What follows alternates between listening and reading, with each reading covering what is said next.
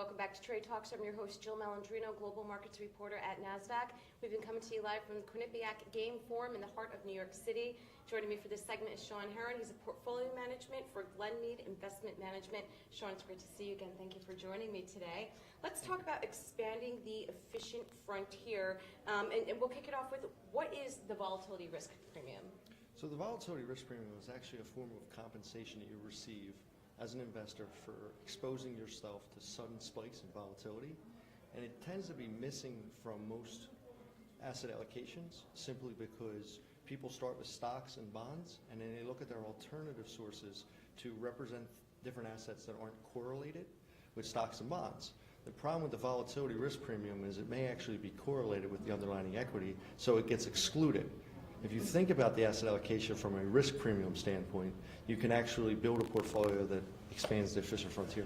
All right, so is it an alpha source or a new beta source? Well, that's heavily debated. I know a number of people that I compete against would say it was an alpha source. It's the implied volatility, what is expected to happen embedded in the options market versus what actually ends up happening. And expected minus actual is considered an alpha source by some. I would say it's compensation for risk, so therefore it's an alternative beta and a form of compensation for risk that you're exposing yourself to. Why do you think it's still missing from most asset allocation models? I think generally the investors are looking at starting with a 60-40 stock bond portfolio and saying, what can I add? As opposed to saying, how could I reconstruct portfolio from the beginning to include all the risk premiums that are available. All right, and so how does that help expand the efficient frontier for asset allocations? You touched on that earlier, but I think we could tie that together nicely now.